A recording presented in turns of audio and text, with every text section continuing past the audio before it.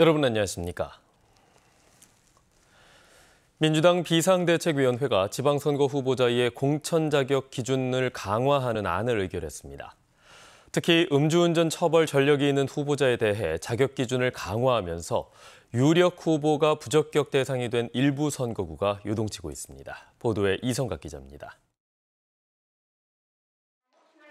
민주당 비상대책위원회가 기존보다 더 엄격한 지방선거 후보 부적격 심사 기준을 의결했습니다.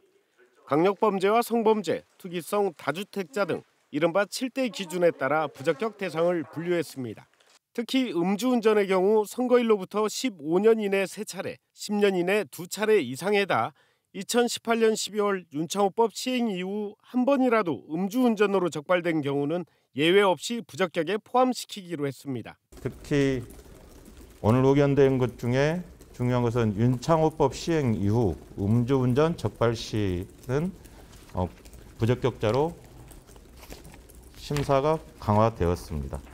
광주시당과 전남도당이 윤창호법 시행 이후 적발자가 아닌 면허 취소자에 대해서만 부적격으로 분류했던 기준도 수정될 예정입니다.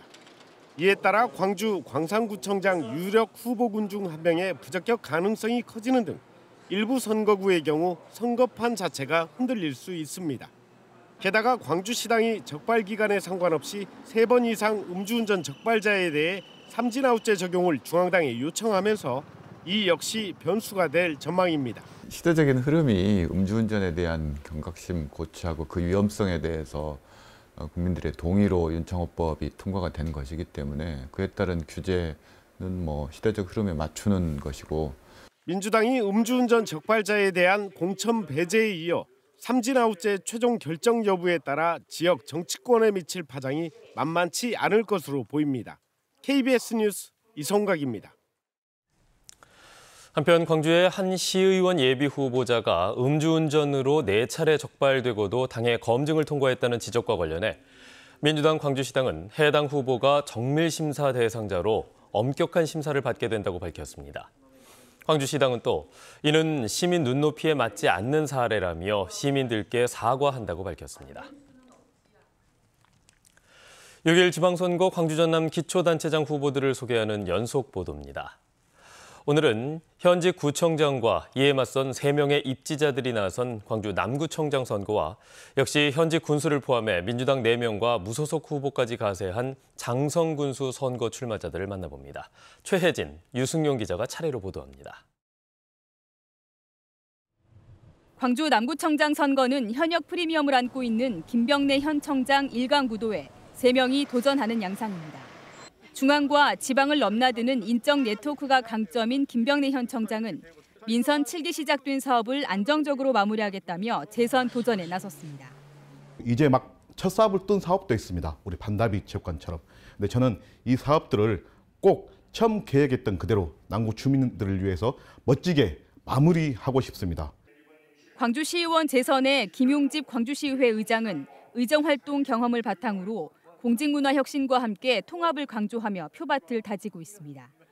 22만 구민 모두의 통합구청장, 제대로 일하는 구청장, 편가르기 하지 않는 구청장, 그리고 주민들의 삶에 힘이 되는 구청장이 필요하다고 생각하고, 박기수 전 민주당 대선 정무특보단 광주 전남 본부장은 명절 기본소득 지급 등 이재명 전 대선 후보의 정책을 남구에 적용하겠다는 생각입니다.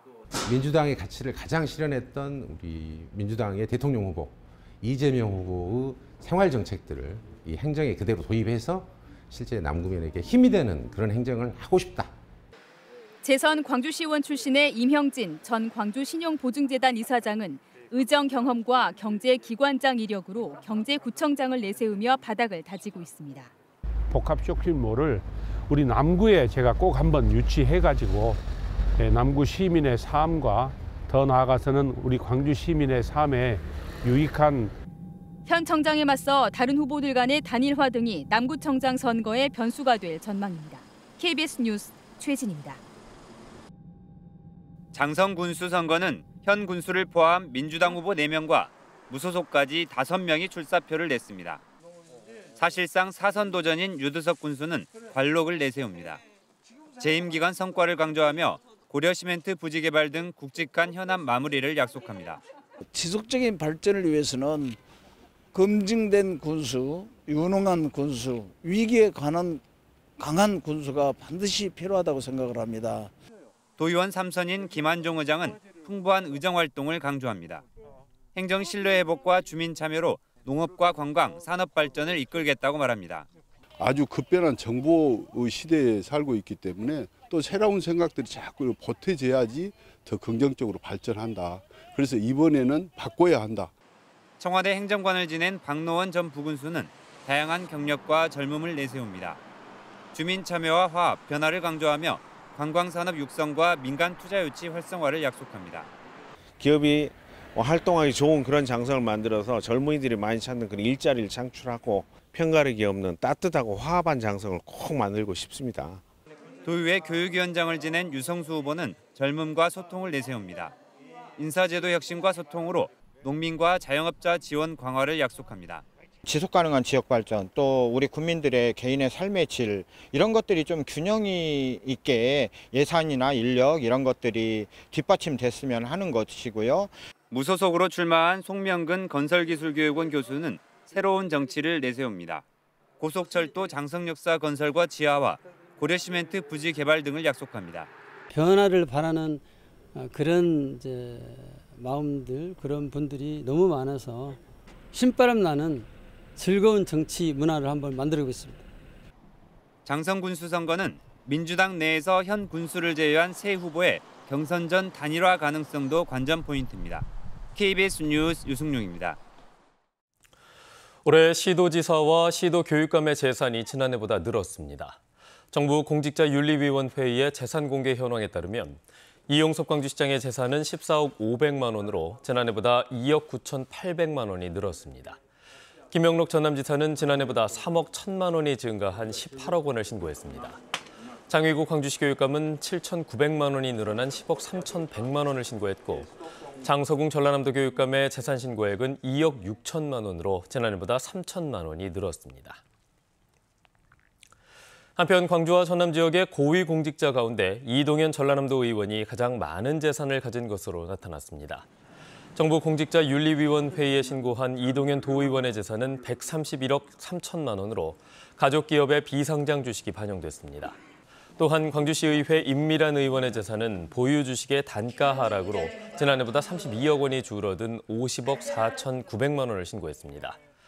기초단체장 가운데에는 명현관 해남군수가 80억 8천만 원, 이상익 한평군수가 65억 원, 김종식 목포시장이 50억 원을 신고해 재산 총액 상위자에 올랐습니다. 지난해 시민 9명이 숨진 광주 학동 참사의 책임을 물어서 서울시가 현대산업개발에 영업정지 8개월의 행정처분을 내렸습니다. 현대산업개발은 화정 아이파크의 시공사이기도 한데요. 서울시는 화정 아이파크 사고의 책임에 대한 처분은 오는 10월까지 결론 내겠다고 밝혔습니다. 김정대 기자입니다. 지난해 철거공사 중이던 건물이 무너져 9명이 숨지고 8명이 다친 광주 학동 붕괴 참사. 시공사인 현대산업개발에 영업정지 8개월의 행정처분이 내려졌습니다. 사고 10개월 만입니다. 서울시는 현산이 해체계획서와 다르게 시공해 건물 붕괴 원인을 제공했고 현장 관리 감독 의무를 다하지 않아 부실 시공으로 인명피해를 끼쳤다며 처분 사유를 밝혔습니다. 행정처분의 효력은 방어권 보장 차원에서 다음 달 18일부터 적용됩니다. 이에 따라 현사는 처분 뒤 8개월 동안 영업 활동이 금지됩니다. 다만 행정처분을 받기 전 도급 계약을 체결했거나 착공한 공사는 계속 시공할 수 있습니다. 하도급을 받은 철거업체에 대한 영등포구청의 처분이 조만간 마무리되면 관리 책임을 물어 영업정지 기간이 추가될 가능성도 큽니다. 현산에 대한 행정처분은 또 남아 있습니다. 국토교통부는 화정 아이파크 붕괴 사고 책임으로 사실상 등록 말소까지 요구한 상태입니다.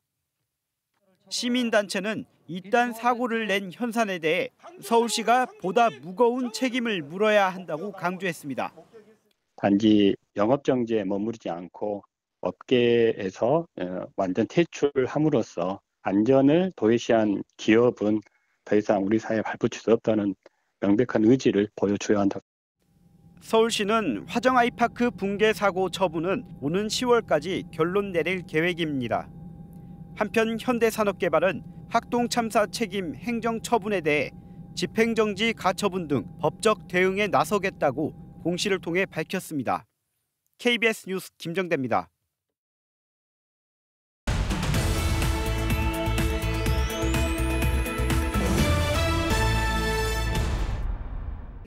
기상청은 여수 세계 박람회장 단지에서 국립 여수해양기상과학관 착공식을 갖고 본격적인 공사에 들어갔습니다. 여수해양기상과학관은 국내에서 유일하게 바다와 기상을 테마로 한 기상과학관으로 총 사업비 342억 원이 투입돼 연면적 5,376제곱미터 규모로 들어섭니다. 순천만 국제정원 박람회 조직위원회는 한국수목원 정원관리원과 2023 박람회의 성공 개최를 위한 업무 협약을 맺었습니다. 한국수목원 정원관리원은 이번 협약에 따라 순천시 동천변 저류지에 조성 중인 한반도 분화구 정원 주변에 실외정원 3곳을 조성합니다. 전남의 주력 산업인 조선업 분야 인력난을 해소하기 위한 전남 조선해양 전문인력 양성센터가 목포대학교 신해양산단 캠퍼스에 문을 열었습니다. 조선업 인력 양성 전문가 집단으로 꾸려진 센터는 특성화고 전문인력 교육, 기업 현장 맞춤형 직무교육 등을 통해 조선 인력을 육성할 계획입니다. 구례군청 여자씨름단 엄하진 선수가 70kg 이하 국가급 장사를 차지했습니다.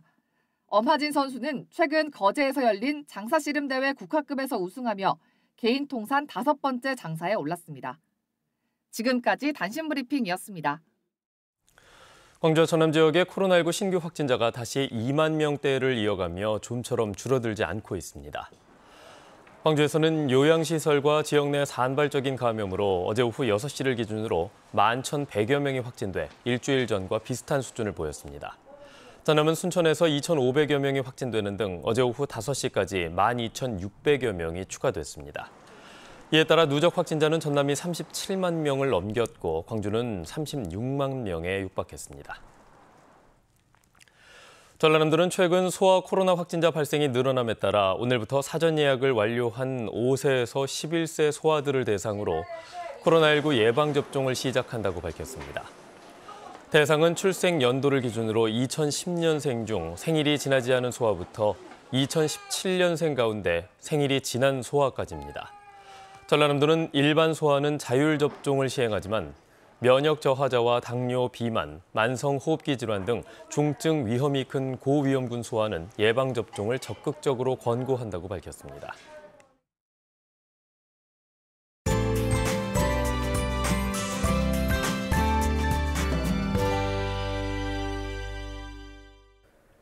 오늘도 비교적 포근한 날씨가 이어지고 있습니다. 아침 기온 광주가 10도로 어제보다는 약 2도가량 높게 시작하고 있는데요. 한낮 기온은 16도로 어제보다 5, 6도가량 낮겠습니다. 오후부터는 북쪽에서 점차 찬 공기가 유입이 될 텐데요. 내일과 모레 아침은 바람도 약간 강하게 불어서 더 쌀쌀해지겠습니다. 밤사이 곳곳에 내리던 비는 모두 그쳤고요. 대체로 흐린 하늘 보이고 있습니다. 서해안을 중심으로는 안개도 짙게 끼어 있으니까요. 해안과 인접한 교량이나 도로 지나실 때 더욱더 조심하셔야겠습니다. 오늘 전남 동부 지역은 비가 조금 더 내리겠습니다. 기압골의 영향을 받아서 오후부터 밤 사이에 5mm 미만의 비가 예상됩니다. 다음 자세한 지역별 날씨입니다. 아침 기온 어제와 비슷하거나 최대 9도가량 높은데요. 장성과 담양 9도 가리키고 있습니다. 한낮 기온은 어제보다 2에서 9도가량 낮겠습니다. 그래도 순천 19도, 구례 18도 등 전남 동부 지역은 예년 이맘때보다 포근하겠습니다.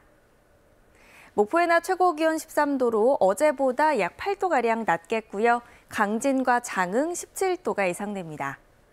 신안을 비롯한 그 외 도서 지역은 12도에서 13도까지 오르겠습니다. 서해남부 남쪽 먼바다는 풍랑주의보가 발효 중인데요. 내일까지 바람이 강하게 불고 물결이 최고 4m로 높게 일겠습니다. 내일부터는 다시 맑은 하늘 볼 수 있겠고 일요일까지 예년 이맘때보다 조금 낮은 기온 보이겠습니다. 날씨였습니다. 뉴스를 마칩니다. 여러분 고맙습니다.